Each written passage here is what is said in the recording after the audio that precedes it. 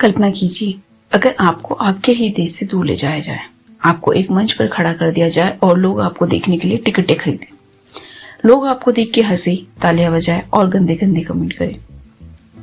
ये सपना कितना डरावना लगता है, लेकिन 19वीं सदी में एक लड़की के साथ सच में ऐसा हुआ था। उसे उसके घर से दूर ले जाया गया, भीड़ के सामने उसे खड़ा किया गया और लोगों ने उसे इंसान नहीं एक तमाशा समझा। उसे एक अपमानजनक नाम दिया गया, हॉटेंटॉट वीनस, और उसकी पूरी जिंदगी को बना दिया गया एक प्रदर्शन।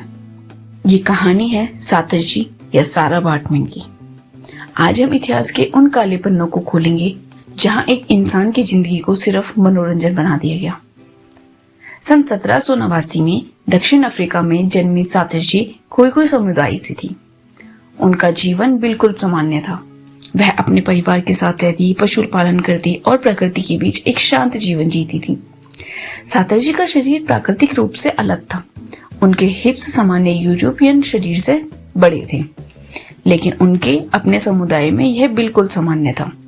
कोई उन्हें अजीब नहीं समझता था, लेकिन उसी समय अफ्रीका पर यूरोपियन ताकतों का नियंत्रण था। गुलाम बनाकर दूर देश ले जाया जाता था और उनसे गुलामी करवाई जाती थी। और यहीं से सातरजी की भी जिंदगी ने एक खतरनाक मोड़ ले लिया। सन 1810 में एक ब्रिटिश सर्जन और व्यापारी उन्हें बेहतर जीवन का सपना दिखाकर इंग्लैंड ले गए और कहा, तुम्हें काम मिलेगा, पैसा मिलेगा और एक अच्छा जीवन मिलेगा। लेकिन लंदन पहुंचते ही सच्चाई सामने आ गई। उन्हें एक मंच पे खड़ा कर दिया गया। उनके शरीर को अजीब और दिखाने लायक बताया गया। लोग पैसे देकर उन्हें देखने आते थे। कुछ लोग हंसते, कुछ इशारे करते और उन्हें एक नाम दे दिया गया, हॉटेंटॉट वीनस।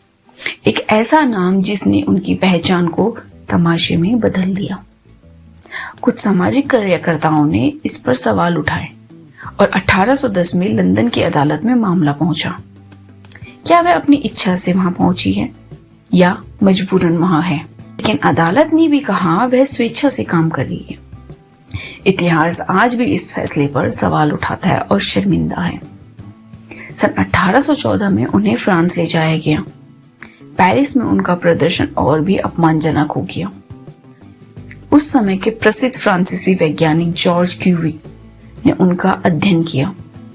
उन्हें एक इंसान नहीं बल्कि एक वैज्ञानिक नमूने की तरह देखा गया और उनका शोषण दिन प्रतिदिन गहरा होता गया।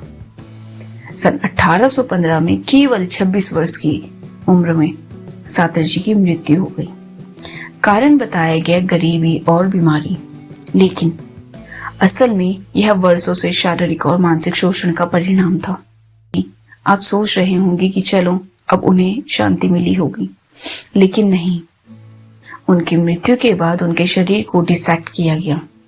कंकाल और शरीर के हिस्से को पेरिस के संग्रहालय में प्रदर्शित किया जाने लगा। लगभग 150 साल तक लोग उन्हें कांच के पीछे से देखते और उनके शरीर पे टिप्पणियां करते। 20वीं सदी में नस्लवाद के खिलाफ आवाजें उठनी शुरू हो गई और दक्षिण अफ्रीका ने मांग की सातरजी को वापस लाया जाए। उसके बाद लंबी कानूनी प्रक्रिया चली और 2002 में फ्रांस ने उनके अवशेष वापस लौटाए। उस समय दक्षिण अफ्रीका के राष्ट्रपति नेल्सन मंडेला थे और 9 अगस्त 2002 को राष्ट्रीय महिला दिवस के दिन उन्हें पूरे सम्मान के साथ दफनाया गया। करीब 187 साल बाद सातरजी को उनके घर की मिट्टी मिली। दोस्तों, ये कहानी सिर्फ एक महिला की नहीं है। यह कहानी है नस्लवाद की। यह कहानी है महिलाओं के शोषण की मानसिकता, और ये कहानी है शरीर को वस्तु समझने की मानसिकता की। आज भी दुनिया में बॉडी शेमिंग होती है।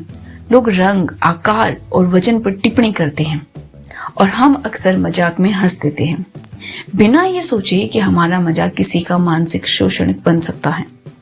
सातरजी की कहानी हमें याद दिलाती है, कोई भी शरीर तमाशा नहीं होता है। हर इंसान सम्मान के साथ जीने और मरने का हकदार है। अगर आपको ये कहानी सोचने पे मजबूर करे तो इसे आगे शेयर जरूर कीजिएगा। धन्यवाद। मिलते हैं अगली सच्ची और रहस्यमय कहानी के साथ।